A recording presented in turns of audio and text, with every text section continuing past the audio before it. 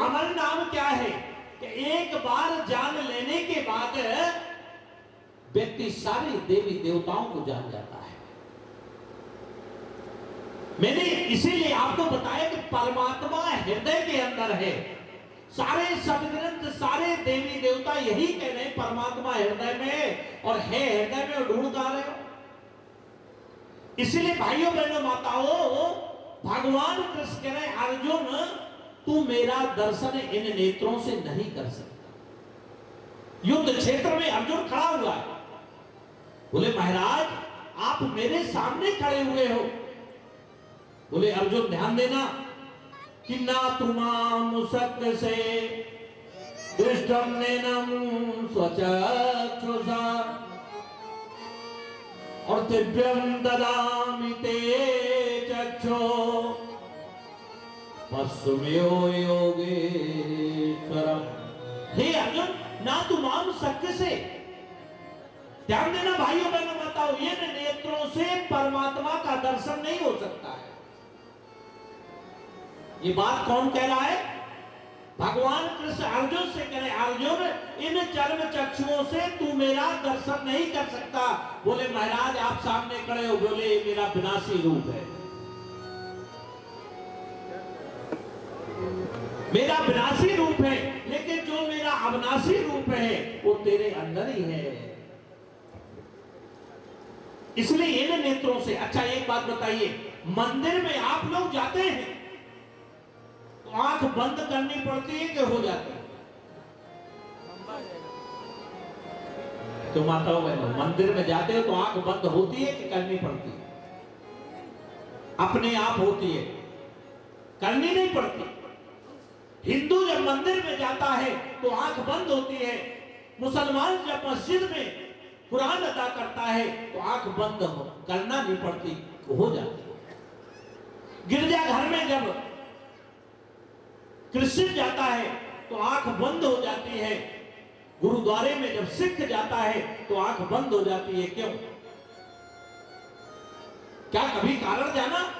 अगर हम किसी रिश्तेदार के यहां जाएं, उसे देखने जाएं और उसके सामने पहुंचे और आंख बंद कर लें तो ये दर्शन हुआ क्या? भाइयों बहनों माताओं विचार करिए, क्यों आंख बंद होती है?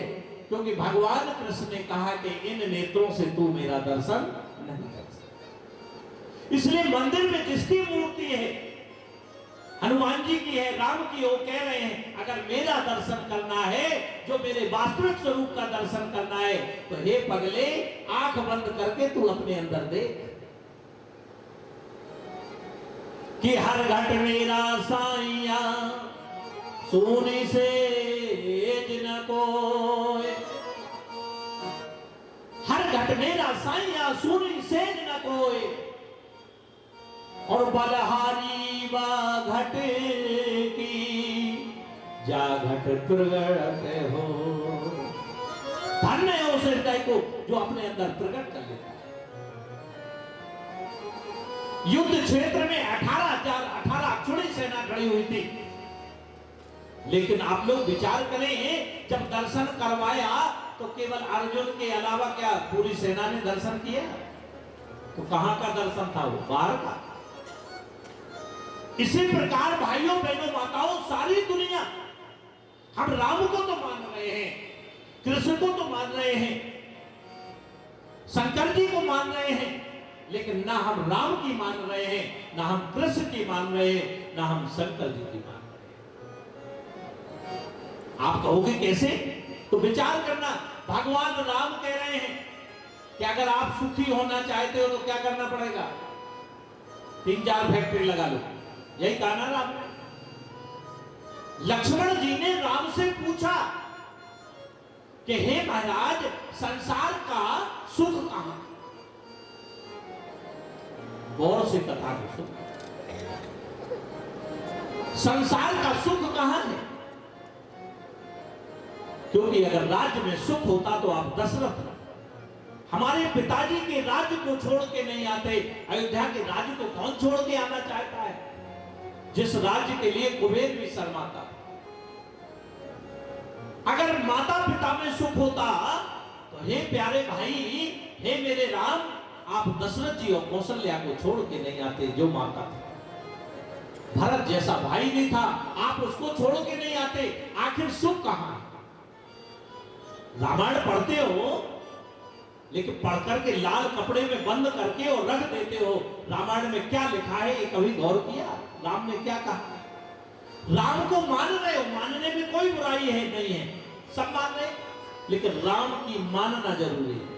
राम भगवान कह रहे प्यारे लक्ष्मण कि भगति ताते अनुपम सुख मोला, अब मिलहि सो संत होए अनकोला।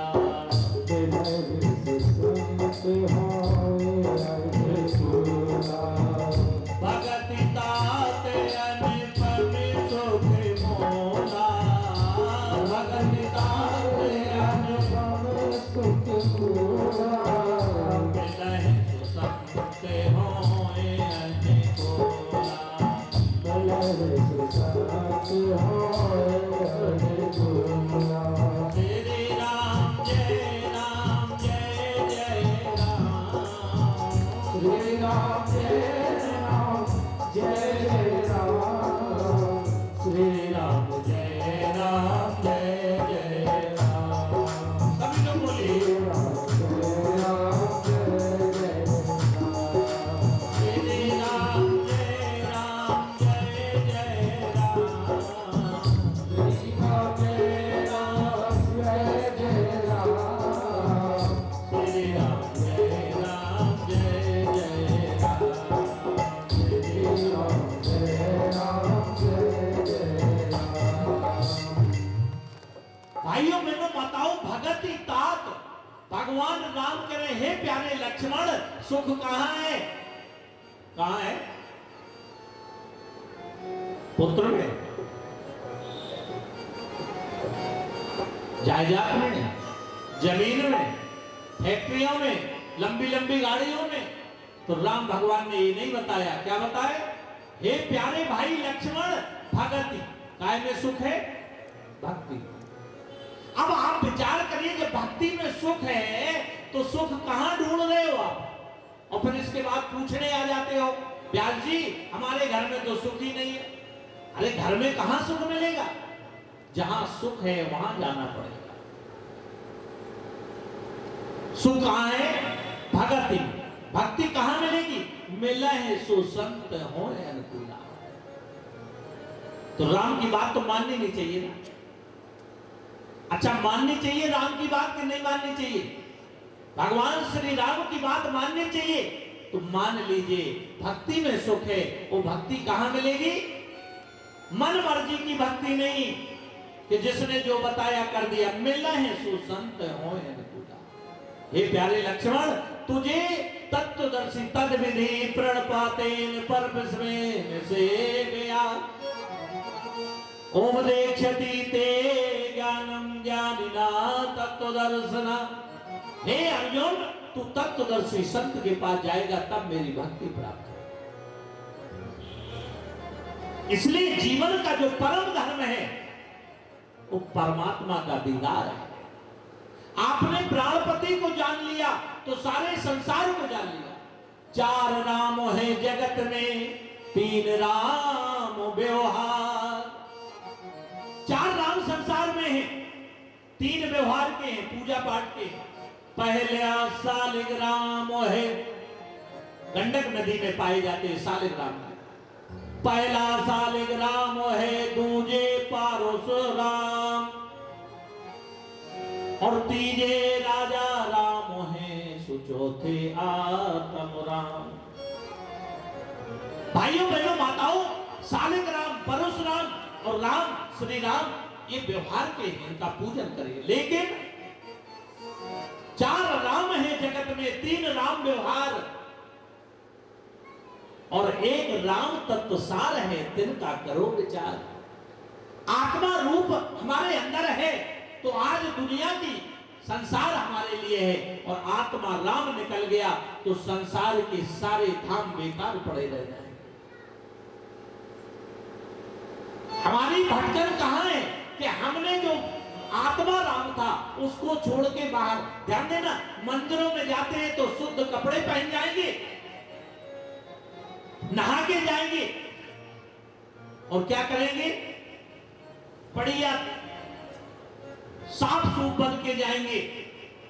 और जहां पर मंदिर में वो बैठा हुआ है वहां पर पुड़िया डाल रहे हैं, वहां पर मदरा डाल रहे हैं, वहां पर मांस डाल रहे हैं। अब बताइए, जहां पर वो साक्षात बैठा है वहां कोई डर नहीं है, अगर बाहरी मंदिर में एक पुड़िया डाल दोगे तो दंगा हो जाएगा। लेकिन यहां पर सब कुछ डाल रहे हो, कोई दंगा नहीं। भाइयों बहनों माताओं, जरा विचार करिए, जो हमारे अंदर था उसमें तो सब कुछ डालने पे लगे हो। इसलिए एक मन मंदिर है और एक बाहरी मंदिर है। बाहरी मंदिर रूपक है और मन मंदिर में खुद विराजा हुआ है। ब्रह्मानंद पुष्कर के एक संत हुए, उन्होंने बहुत सुंदर भजन लिखा। क्या लिखा कि अचरज देखा भारी साधो, अचरज देखा भारी साधो, अचरज देखा भारी रे। अचरज देखा भारी साधु, अचरज देखा भारी रे।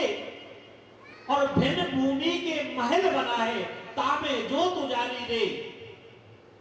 भिन्न भूमि के महल बना है तामे जो तुजारी रे। और अंधा देख देख सुख पावे, बात बता दे सारी। आप मां के गर्भ में थे जब उस ज्योति का दर्शन करते थे, लेकिन बाहर आके भूल गए। संत ब्रह्मानंद कहते हैं कि अचरज देखा भारी साधु, अचरज देखा भारी रे। और बिन भूमि के महल बना है तामे जो तुजारी रे। और अंधा देख देख सुख पावे, बात बता दे सारी। गगन बीच अमृत का कुआं, झरे सदा झरकारी रे। और पंगु पुरुष, लंगड़ा पुरुष जिसके पैर नहीं है, हाथ नहीं, चढ़े बिन सीढ़ी और पीवे झरझर बारी रे। अचरज देखा भारी साधु, अचरज देखा भारी। बिना बजाए निस्दिन बाजे। मन मंदिर में बिना बजाए बज रहे हैं। ध्यान देना, इस मंदिर में हमें बजाना पड़ता है, लेकिन आपके अंदर जो मन मंदिर है वहां बिन बजाए बज रहा है। बिना बजाए निस्दिन, दिन और रात निस्दिन बाजे, घंटा शंख नगाड़ी रे। और बहरा सुन सुन मस्त होते हैं, तन की खबर विसारी। एक को बजाना पड़ता है और एक जहां वो खुद बैठा है बज रहा है, एक को सुनना पड़ता है। बाहर आपको घी बाती जलानी पड़ती है आरती करने के लिए, लेकिन तुलसीदास जी रामचरितमानस में लिखते हैं कि सहजे प्रकाश रूप भगवाना, नहीं कह पुने बेज्ञान बिहाना। परम प्रकाश रूप दिन राती, और नहीं चाहिए कछो दिया घृतवाती। उसके लिए घी बाती की आवश्यकता नहीं है। भगवान कृष्ण कहते हैं, ना तद्भास्ते सूर्यो न शशांको न पावका, ना यद गत्वा न निवर्तन्ते तद्धाम परमम्। हे अर्जुन, वहां सूर्य का प्रकाश नहीं है, वहां अग्नि का प्रकाश नहीं है, वहां लाइट का प्रकाश नहीं, वहां सौम्य मेरा प्रकाश है। इसलिए उस ज्योति को तू देख। ज्योति साम आपी ज्योति, जो ज्योतियों की ज्योति है। हे अर्जुन, अर्जुन कह रहा महाराज वो तो हजारों सूर्य का प्रकाश है। विचार करिए, मंदिर में भी आप 4 क्रियाएं करते हैं। सबसे पहले मंदिर में जाएंगे तो क्या करते हैं? सबसे पहले क्या करते हैं? मंदिर में क्या करते हैं? सबसे पहले जाएंगे तो दीपक जलाएंगे। जलाते हैं कि नहीं जलाते? दीपक जलाएंगे। दूसरी, जब दीपक जल जाएगा तो दूसरी क्रिया क्या करते हैं? आप या तो घंटी बजाएंगे या घंटा बजाएंगे, दूसरी क्रिया। तीसरी क्रिया आप जो करते हैं, या तो राम धुन का कीर्तन करेंगे, या आरती का गान करेंगे। और चौथी क्रिया, 3 जब क्रियाएं आप कर चुके होते हैं तो चौथे में पंडित जी अंदर से आएंगे और आपको चरणामृत देंगे और मंत्र क्या बोलेंगे? अकाल मृत्यु हरणम सर्व व्याधि विनाशनम अभिष्णु चढ़के पीत्वा पुनर्जन्म न विद्यते। ये 4 क्रियाएं आप मंदिर में करते हो और यही 4 क्रियाएं आपके अंदर हो रही है, मन मंदिर में अपने आप हो रही है। यहां आपको दीपक जलाना पड़ता है, वहां बिन भूमि के महल बनाए तामे जो तुजारी है। यहां आपको घंटी घंटा बजाना पड़ रहा है, लेकिन मन मंदिर में अपने आप बज रहा है। यहां पर आपको नाम का कीर्तन करना पड़ रहा है, वहां श्वासों के अंदर वो नाम आपका चल रहा है। भाइयों बहनों माताओं, इस रमज को समझ गए। यही भागवत की 4 क्रियाएं हैं, यही भागवत के 4 साधन हैं, यही भागवत के 4 श्लोक हैं जो सबसे पहले नारायण ने ब्रह्मा को दिए। उसकी जब साधना की ब्रह्मा जी ने तो सृष्टि का निर्माण कर दिया। अब आप लोग बुद्धिजीवी लोग बैठे हैं, जरा गौर करिए कि ब्रह्मा जी ने 4 श्लोक दिए, वो भी कान में दिए। कहां दिए? कान में दिए, गुप्त थे। ब्रह्मा जी ने अपने संकादिकों को कान में दिए। संकादिकों ने नारद जी को, कल आपने सुना था बद्रीनाथ में, नारद जी को कान में दिए और नारद जी ने वही 4 श्लोक वेद व्यास को बद्रिका आश्रम में दिए। अभी आप कथा में सुन रहे थे। तब उन्होंने साधना की और गोविंद का दर्शन किया। तब 18,000 श्लोक 27वें द्वापर में लिख दिए। आज 18,000 श्लोक का वाचन चल रहा है, देखो 4 श्लोक क्या है। उन 4 श्लोक, जिन श्लोकों के श्लोक का कोई शब्दिक नहीं है, जो परमात्मा को प्राप्त करने के 4 साधन हैं, जिससे गोविंद प्रकट हो जाता है। गोस्वामी तुलसीदास जी रामचरितमानस में लिखते हैं, वो 4 साधन कहां मिलेंगे? कि सुन समझहि जन मुदिते मन मज्जहे अति अनुराग और लाहि 4 फल अछतु तन साधु समाज प्रयाग। अछतु तन, वो आपके शरीर के अंदर अछतु तन कहां है? वो 4 फल, सेव संतरा केला नहीं, जिन फलों का नाश नहीं होता है। सुन समझई जन मुदित मन मज्जह अति अनुराग लाहि 4 फल अछतु तन साधु समाज प्रयाग। वो 4 फल कहां मिलेंगे? साधुओं के प्रयाग में। देगा कौन? श्री गुरु चरण सरोज रज निज मन मुकुर सुधार अपरनहु रघुवर विमल यश योदायक फल चार। जो साधुओं का राजा होगा, जो गुरु होगा, जो सदगुरु होगा, वो 4 साधनों को देगा, जिससे हमारा मन रूपी शीशा सुधर जाएगा और रघुवर विमल यश, भगवान का विमल यश, जिसमें किसी भी प्रकार का मल आक्षेप नहीं है, सुंदर स्वरूप मेरे हृदय में प्रकट हो जाएगा। बोले कृष्ण कन्हैया लाल की। इसलिए भाइयों बहनों माताओं, परमात्मा अजन्मा है, लेकिन वो जब धराधाम पे आता है तो उसी अजन्मे का ज्ञान करवाता है। अब आप लोग विचार करें कि भगवान कृष्ण आए, भगवान राम आए, तो इन्होंने अपना ही ज्ञान करवाया। क्या सब लोग जान गए थे कि भगवान आ गए हैं? अगर सब लोग जान जाते तो वहीं पर ब्रजवासी समझ नहीं पा रहे लीलाओं को। भगवान को समझने की विधि क्या है? क्योंकि उन 4 चीजों को जानना पड़ेगा। इसलिए जान करके वही 4 चीजें का आपने मां के गर्भ में ध्यान दिया है। आपको तृतीय स्कंद की कथा में कल सुनाया जाएगा। मां के गर्भ में आप भगवान विष्णु का ध्यान करते थे। अब आप विचार करिए, आंख बंद थी मां के गर्भ में तो खुली थी। जरा गौर से कथा को सुने, आंख बंद थी मां के गर्भ में कि खुली थी? अरे एक पढ़े लिखे बैठे, झिल्ली चढ़ी होती है, आंख बंद होती है, हाथ बंधे हुए थे, पैर बंधा हुआ होता है, जकड़ा हुआ होता है, लेकिन आंख बंद थी। लेकिन कपिल भगवान देवहूति से कह रहे, माते विष्णु का ध्यान करता है जीव। आप विचार करिए कि आंख बंद है, फिर कौन सी आंख से देखा? मुंह बंद है, फिर भी उसने नाम का उच्चारण किया। वो कौन से नाम से पुकारा? भगवान विष्णु के चार हाथों में चार चीजें हैं।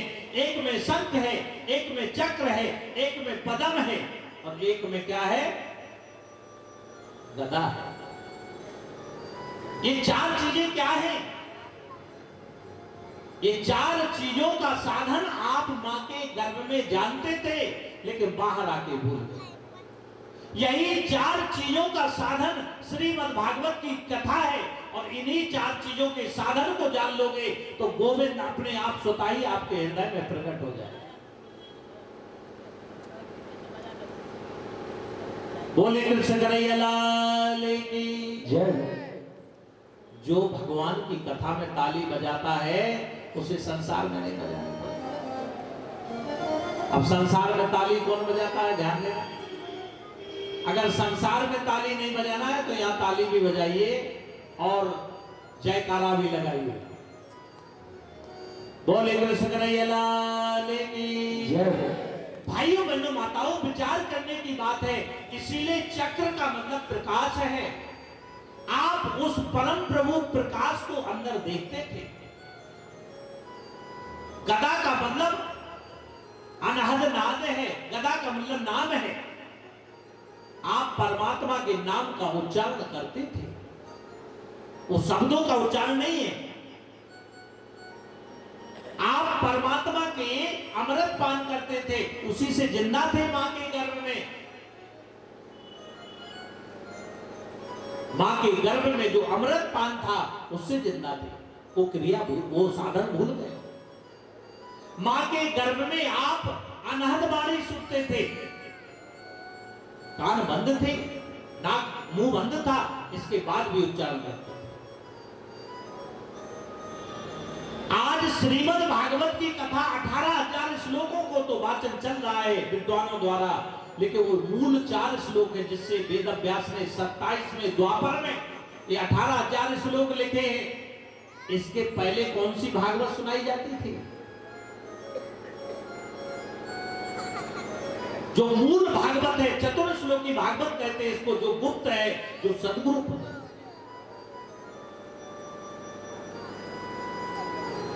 जो आपके हृदय में ही परमात्मा के उस प्रकाश को दिखवा दे, जो आपके हृदय में नाम को जन्मा दे, जो आपके हृदय में उस अमृत पान का स्वाद दिला दे। ऐसे संत के पास सुखदेव रूपी संत ही ऐसे उच्चार समूह को दे सकते। और जब जब होए धर्म की हानि, बाढ़ है असुर अधम अमानी, तब तब संसार में वो परमात्मा आता है। इसीलिए जो प्रश्न था कि भगवान ने कितने अवतार लिए, तो भगवान ने 24 अवतार लिए। आइए कथा वहीं पे आ जाइए। 2 प्रकार से कथा चल रही है, गौर करना। एक मूल कथा चल रही है और एक 18,000 श्लोक वाली चल रही है। आइए 18,000 श्लोक वाली में चलते। भगवान के 24 अवतारों में पहला अवतार है सनक, सनंदन, सनातन और सनत कुमार। दूसरा है 12 अवतार है। बोले 12 भगवान की जय। बोले सर्वाधिक भगवान की जय। तीसरा अवतार है संत नारद जी का। चौथा अवतार है यज्ञ भगवान का। बोले नारद भगवान की जय। बोले यज्ञ भगवान की जय। और चौथा अवतार है नर नारायण का, और 5वां अवतार है भगवान कपिल देव का। 6वां अवतार है दत्तात्रेय का, और 7वां अवतार यज्ञ भगवान का और 8वां अवतार है ऋषि देव ऋषभ देव का। ऋषभ देव से ही ऋषभ देव को ही जैन परंपरा में आदिनाथ कहा गया है और ऋषभ देव से ही जैन धर्म की उत्पत्ति हुई।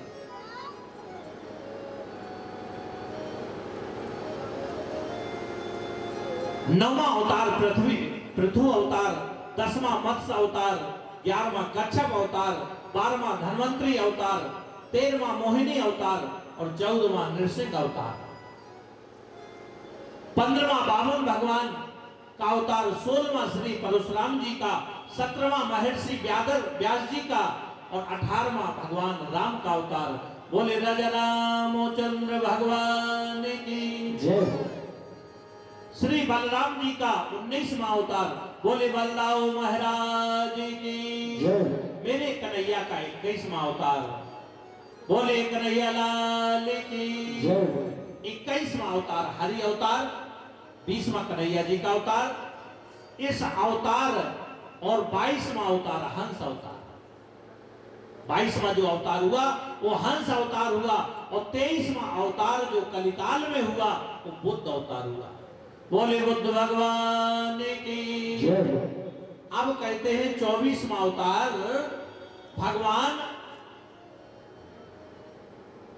विष्णु यश शर्मा के यहाँ पर अपना कलिकाल में अवतार लेंगे, कलिकाल के अंतिम चरण में, और सारे संसार का कल्याण। इस प्रकार से 24 अवतार की कथा है। लेकिन इन दोनों 24 अवतारों में सबसे जो महत्वपूर्ण अवतार हैं वो 2 अवतार हैं, राम और कृष्ण। राम कृष्ण दो एक हैं, अंतर नहीं निमेष, और इनके नयन चक। राम और कृष्ण दो एक हैं, अंतर नहीं निमेष, और इनके नयन गंभीर है, सो उनके चपल विशेष। ध्यान देना भाइयों बहनों माताओं, जो जीवन में भगवान श्री कृष्ण ने किया वो काम कभी मत करना, क्योंकि उनकी दैवी लीला है।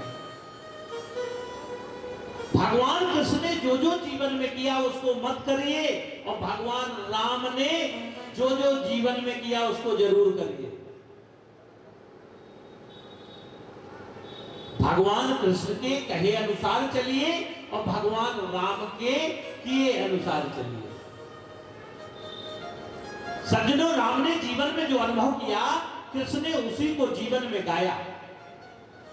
भागवत में लिखने का महर्षि वेद व्यास का मूल प्रयोजन है कि किसी भी उपाय से मन गोविंद के चरणों में लग जाए, किसी भी उपाय से। इसलिए महर्षि वेद व्यास ने भागवत ग्रंथ लिखा था। ऋषियों ने प्रश्न कर लिया, क्यों जी ये व्यास जी कौन है, उन्होंने क्यों भागवत लिखा? हमने तो सुना है कि उनके पुत्र के बारे में कि सुखदेव महाराज जब वन में जा रहे थे तो सरोवर में कुछ स्त्रियां निर्वस्त्र स्नान कर रही थी।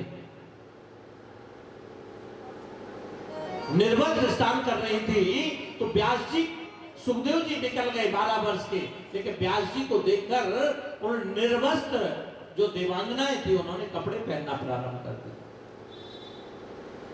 व्यास जी को बड़ा आश्चर्य हुआ कि जो युवा बालक है उसको देखकर के इन्होंने कपड़े नहीं पहने और मुझे देखकर के कपड़े पहने। उन्होंने देवांगनाओं से हाथ जोड़कर कहा, अरे देवियों ये क्या बात है, मैं इतनी उम्र का हो गया, वृद्ध हो गया और आप लोग कपड़े पहन रहे हो, और मेरा पुत्र जवान गया उनके सामने आप निर्वस्त्र रहे। देवांगनाएं बोली कि हे व्यास जी, आपको पता नहीं, आपके पुत्र को तो ये पता भी नहीं है कि हम लोग किस अवस्था में हैं। आपको तो ये अवस्था भी पता है कि हम लोग कैसे थे पहले और अब कैसे।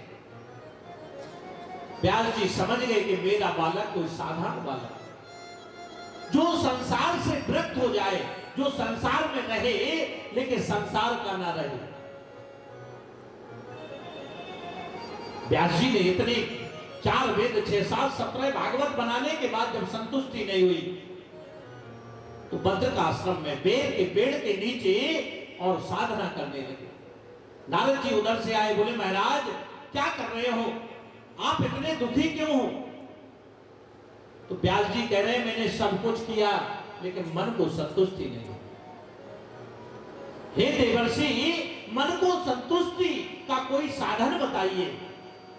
भाई बहनों माताओं, विचार करना, इतना बड़ा विद्वान, 4 वेदों को लिखने वाला, 6 शास्त्रों को लिखने वाला, 17 भागवत बनाने वाले, पुराण लिखने वाले, कि मन में संतुष्टि नहीं। व्यास जी खड़े होकर रोने लगे, बोले क्या बताऊं भगवान, इतने ग्रंथ लिखने के बाद भी आज मन को संतुष्टि नहीं है। तब नारद जी बोले कि तुमने सारे ग्रंथ लिखे लेकिन अभी गोविंद का चरित्र नहीं लिखा,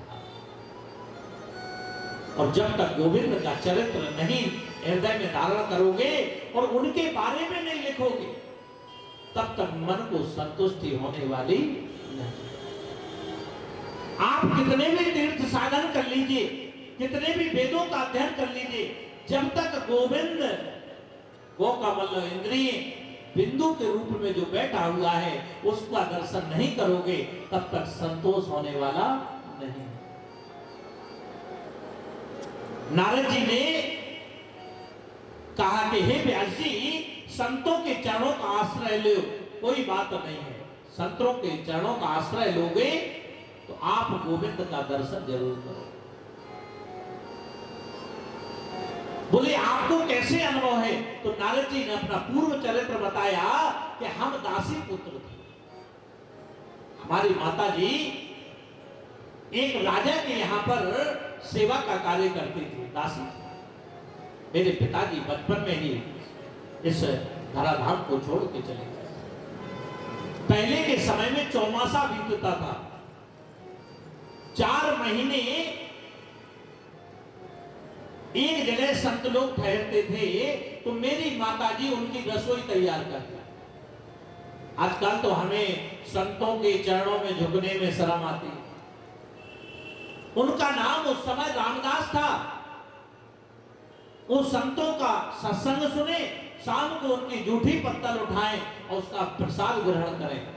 ये कई समय जब 4 महीने बीत गए, संत जाने लगे, तो रामदास, जो संतों ने उनका नाम रामदास रख दिया, वो रोने लगे। बोले महाराज हमें भी साथ में ले चले। बोले नहीं बेटा, क्योंकि दुनिया में सबसे बड़ा गुरु होता है पहली माता, इसलिए बेटा तुम्हारी माता है और माता की सेवा करो। प्रथम गुरु जो व्यक्ति का कौन होता है? वो माता होता है। द्वितीय गुरु पिता होता है और तृतीय गुरु सदगुरु होता है। अब जब नारद जी रोने लगे, पूर्व जन्म में जब रामदास बालक थे वो रोने लगे, तो संतों ने उनको चतुर्श्लोकी भागवत का ज्ञान दे करके और वो तो चले गए। अब नारद रामदास के मन में ये हुआ कि माता जी अगर और हमारे जीवन से छूट जाती तो बढ़िया रहता। एक दिन उनकी माता कहां पहुंची? गाय धोने के लिए गई, गाय का दूध निकालने के लिए गई और एक काले नाग ने डस लिया और उनकी माता का प्राण हो गया। अब नारद जी वहां पहुंचे तो नारद जी के एक आंख से रो रहे हैं और एक आंख में से थोड़ा हंसने का भाव है। अब रोने और हंसने का क्या मतलब? ध्यान देना, क्योंकि जिस आंख से वो रो रहे थे, क्योंकि माता गई थी, संसार में सब मिल जाता है लेकिन माता का प्रेम मिलना बड़ा कठिन।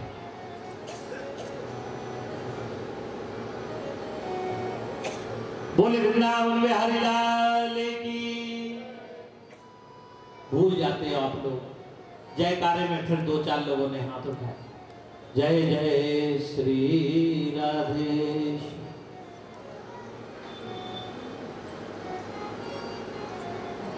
जब अभी का अभी भूल रहे हो तो कथा क्या याद रहेगी घर में जाओगे तो?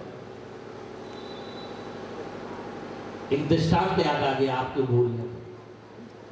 एक जगह एक बहन के यहाँ काफी दूध हुआ करता था, तो उसके बच्चे की नई नई शादी हुई। जब नई नई शादी हुई तो दूध होगा तो निश्चित है जमावन डालेंगे और दही भी बनाएंगे, दही बना।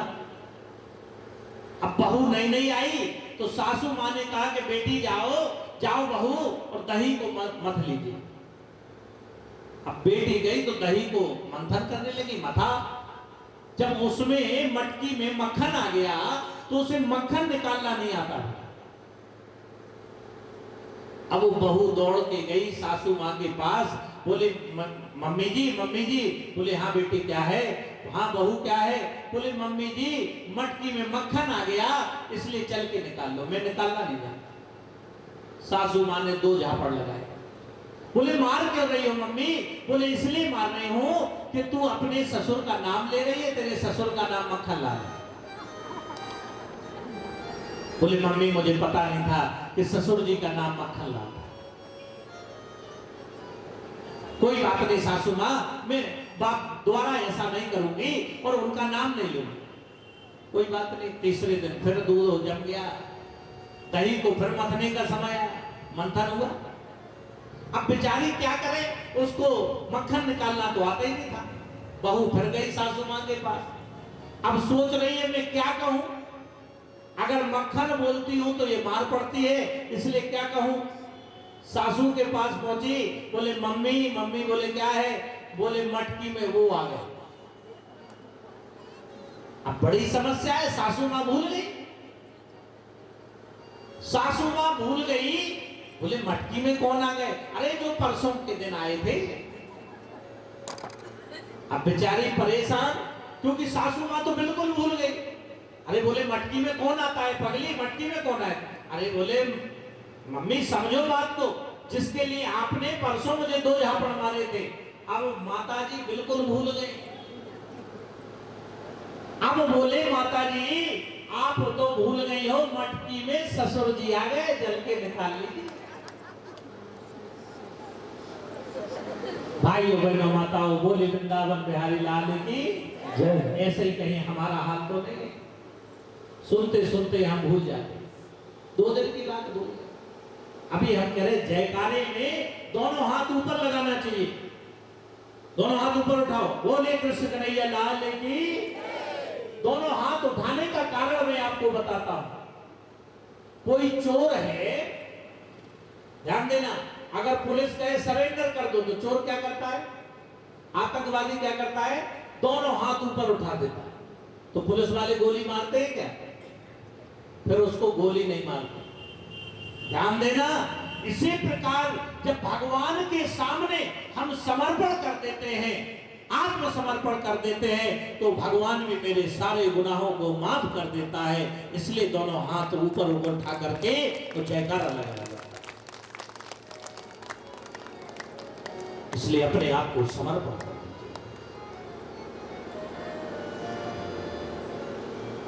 नारद जी पूर्व चरित्र सुना रहे, एक आंख से रो रहे हैं और एक से, अब ध्यान देना, जो दुख के आंसू होते हैं वो गर्म होते हैं। प्रैक्टिकल कर लेना। अगर आपके यहां कोई व्यक्ति, भगवान ना करे, या कोई दुख पड़ा तो उस समय जब रोगे तो गर्म आंसू आएंगे। और आपका पुत्र मार्कशीट लेके आया, डिस्टिंक्शन प्राप्त की और कोई नौकरी लग गई, तो उस समय भी माता पिता के अश्रु गिरते हैं, लेकिन वो सुख के आंसू होते हैं, गर्म। नारद जी के दोनों आंख से आंसू गिरे। एक आंख से दुख है कि मेरी माता गई है, लेकिन दूसरी आंख से सुख ये है कि चलो गई तो गई, भगवान की साधना करें, सुखी भी है। माता का अंतिम संस्कार किया और रामदास जंगल में बैठ गए, भजन किया।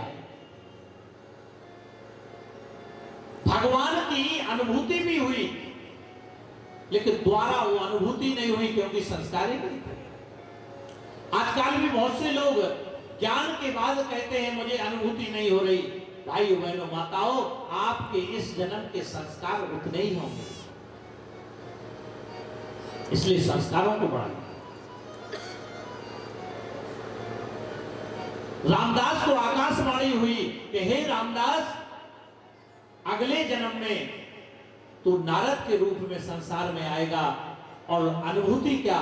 तू हर समय भगवान को साथ लेके चलेगा। इसलिए व्यास जी वही संतों का जूठन प्राप्त करके आज आपके पास देवर्षि नारद जी के रूप में खड़ा है। इसलिए व्यास जी आप संतों का सानिध्य प्राप्त करके सन्नतों की महिमा लिखिए तो गोविंद का दर्शन। व्यास जी ने संप्रास आश्रम में तप किया, गोविंद का दर्शन किया, फिर जाके श्रीमद् भागवत की कथा 18,000 श्लोकों की कथा लिखी और इस प्रकार से उनके मन को शांति हुई। इधर सुखदेव जी जंगल में घनघोर तप कर रहे हैं, लेकिन आकाशवाणी होती है कि सुखदेव जी जब तक आप गुरु को धारण नहीं करोगे तब तक आप गोविंद के सुख का आनंद प्राप्त नहीं कर सकते। व्यास जी ने अपने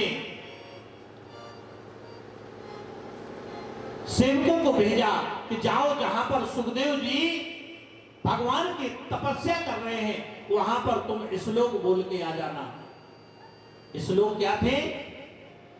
सुंदर श्लोक का वर्णन किया, केवल आधा इसको। बहरा पीड़म नटवर को कर्णो कर्णकारम, ये आधा श्लोक गाया। विप्रदवासा कनक कपि संवेजंती चामाला, आधा श्लोक गाया और ये आधा श्लोक बोलकर जैसे ही चुप हो गए महर्षि वेदव्यास के पुत्र सुखदेव की समाधि खुल गई। कि उस गोविंद का इतना सुंदर चरित्र चित्रण कौन कर रहा है, लेकिन समाधि टूटी, लेकिन फिर समाधि में बैठ गए। व्यास जी के जो सेवक थे वो वापस गए, बोले महाराज निद्रा तो टूटी, ध्यान तो टूटा, लेकिन वो आने को तैयार नहीं। बोले जाओ अब की बार जाओ और एक श्लोक और सिखाया। बोले जाओ इस श्लोक को बोलना। तुरंत सुखदेव जी दौड़े चले आए। अब की बार जैसे ही गए और वर्णन किया, अहो बकी स्तन काल कोटम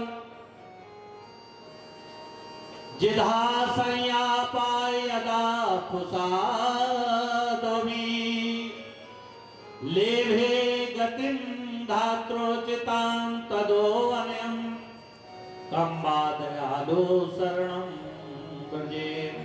देखो तो सही, इस पूतना को जहर लगाकर आई और भगवान कृष्ण को जहर दे रही है। ये श्लोक जैसे ही सेवकों को रटाया और सुखदेव के सामने बोले तो तुरंत इतना प्रेम करते थे सुखदेव कि मेरे गोविंद को कोई मारने के लिए आया है। उठ के तुरंत दौड़े और अपने पिता के पास आए। पिता के पास जैसे ही आए तो व्यास जी ने सोचा कि बिना गुरु के ज्ञान नहीं होता है, तो व्यास जी ने कहां भेज दिया? ध्यान देना, व्यास जी ने राजा जनक के पास भेजा। कौन से जनक? हर युग के जनक अलग अलग होते हैं, ध्यान देना। त्रेता के जनक अलग है, द्वापर के अलग हैं। बहुलाक नाम के जनक के पास भेजा। बोले देखे तो इनके अंदर काम बचा है कि खत्म हो गया। 5 दिन तक जनक के दरवाजे पर खड़े रहे। 5वें दिन आए, धूप में खड़े रहे। बोले महाराज मुझे क्षमा करें, मैं थोड़े राजकाज में व्यस्त था। सुखदेव जी के अंदर कोई भाव नहीं था, ना कोई क्रोध था। वो चरण हाथ जोड़कर बोले महाराज आपके अंदर क्रोध समाप्त हो गया। राज्य में ले गए, अनेक देवांगनाओं को बीच में रख दिया, नृत्य करने लगे, लेकिन सुखदेव काम को जीते हुए थे। अनेक कहानियों के माध्यम से उन्होंने क्या किया, एक तेल का कटोरा दे दिया हाथ में। बोले जाओ सुखदेव और सारे राज्य को देख के आओ, लेकिन शर्त एक है कि अगर कटोरे से तेल गिर जाएगा तो पीछे जो सिपाही जा रहे हैं तलवार लिए हुए हैं और तुम्हारा सर धड़ से अलग कर देंगे। सारा राज्य घूमा। इसके बाद 56 प्रकार के भोजन बनवाए और सुखदेव जी को भोजन करवाए। ऊपर कच्चे धागे से सूत से तलवार टांग दी। 56 प्रकार के भोजन सुखदेव जी ने किए। राजा हाथ जोड़कर बोले, जनक जी बोले महाराज ये बताइए भोजन कैसा था? बोले महाराज मुझे भोजन का स्वाद ही पता नहीं। बोले क्यों? बोले मेरा ध्यान तो तलवार में था कि कहीं सूत टूट ना जाए और मेरे सर धड़ से अलग ना करे। बोले राज्य कैसा है? बोले इसी प्रकार मैंने राज्य को नहीं देखा क्योंकि मेरा ध्यान तो तेल के कटोरे में था। इसी प्रकार जनक जी ने समझाने का प्रयास किया कि आप राज्य में रहते हुए भी राज्य में स्थित नहीं हो, क्योंकि मन कहां था? तलवार में। इसी प्रकार भाइयों बहनों माताओं अपने मन को हमेशा ईश्वर में लगाएं और संसार में काम करें। कि कर से करमो करऊं विधि नाना, कर से करमो करऊं विधि नाना, मन राखो जहाँ कृपा निधाना। मन राखो जहाँ कृपा निधाना, राखो जहाँ कृपा निधाना। जय सिया राम, जय सिया राम, जय सिया राम, जय सिया राम, जय सिया राम, जय सिया राम, जय सिया राम, जय सिया राम। हरे की जय हो। कर से कर्म करो विधि नाना, मन राखो जहां कृपा। मन को भगवान में जोड़ के रखिए और संसार के कर्म करिए। और अगर मन को परमात्मा में जोड़ दिया और अपनी गाड़ी को परमात्मा के हवाले कर दिया तो क्या हुआ? सुखदेव जी के गुरु जनक जी बने और चतुर्श्लोकी भागवत का ज्ञान करवाया। और फिर आकर के व्यास जी के पास आए तो व्यास जी ने 18,000 श्लोकों का भागवत सिखा दिया। और जब भागवत को जान लिया तो अखंड समाधि में सुखदेव लग गए। भगवान को अपने आप को सौंप के सभी लोग तालियों के साथ एक छोटा सा पद सुना रहे हैं, उसको साथ देंगे। तेरे हवाले मेरी गाड़ी, तेरे हवाले मेरी गाड़ी, तू जाने तेरा काम जाने। तेरे हवाले मेरी गाड़ी, तू जाने तेरा काम जाने। तेरे हवाले मेरी गाड़ी, तू जाने तेरा काम जाने। तेरे हवाले मेरी गाड़ी, तू जाने तेरा काम जाने।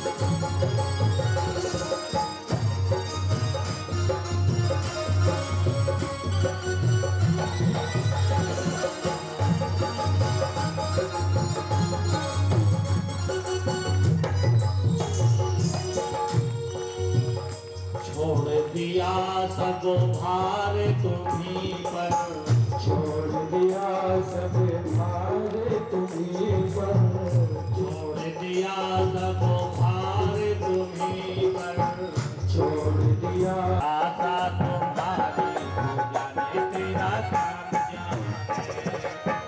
ओ तेरा काम जाने, जाने तेरा काम जाने।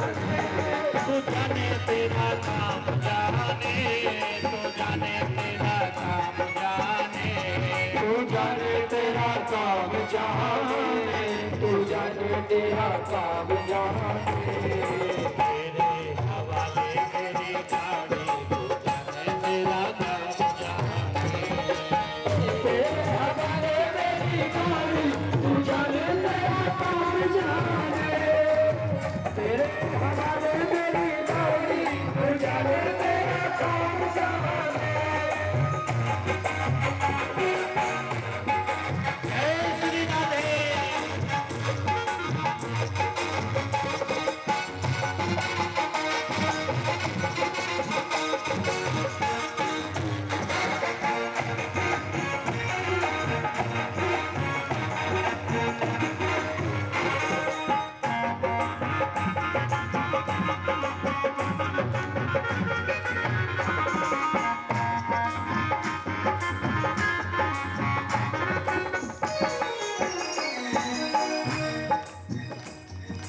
जब से मोहन शरण में आए, जब से मोहन शरण में आए, जब से मोहन शरण में आए, जब से मोहन शरण में आए, जीवन में आनंद घन छाए, जीवन में आनंद घन छाए, जीवन में आनंद घन छाए, जीवन में आनंद घन छाए। मिट गई चिंता सारी तू जाने तेरा काम जाने, चिंता सारी तू जाने तेरा काम जाने, जाने तेरा काम जाने, तू जाने तेरा काम जाने, तू जाने तेरा काम जाने, तू जाने तेरा काम जाने। ये तेरे हवाले मेरी गाड़ी जाने तेरा काम जाने, तेरे हवाले मेरी गाड़ी तू जाने तेरा काम जाने, तेरे हवाले मेरी गाड़ी तू जाने तेरा काम जाने।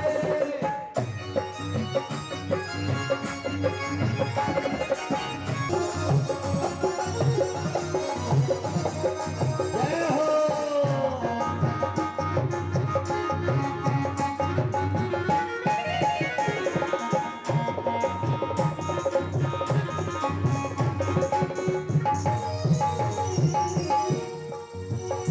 दिल में बस गया मोहन प्यारा, दिल में बस गया मोहन प्यारा, दिल में बस गया मोहन प्यारा, दिल में बस गया मोहन प्यारा।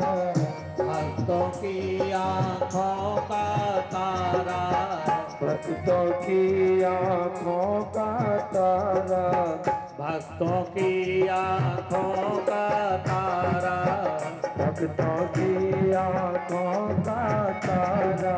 तुझ पे जाऊं बलिहारी तू जाने तेरा काम जाने, तुझ पे जाऊं बलिहारी तू जाने तेरा काम जाने, जाने तेरा काम जाने, तू जाने तेरा काम जाने, जाने तेरा काम जाने, तू जाने तेरा काम जाने।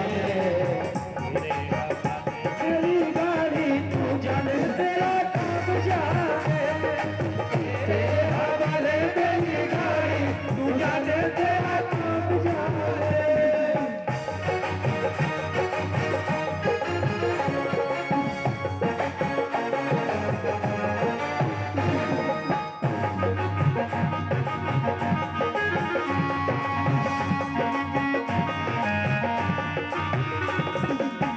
तेरे हवाले मेरी गाड़ी तू जाने तेरा काम जाने, तेरे हवाले मेरी गाड़ी तू जाने तेरा काम जाने, तेरे हवाले मेरी गाड़ी तू जाने तेरा काम जाने, तेरे हवाले मेरी गाड़ी तू जाने तेरा काम जाने।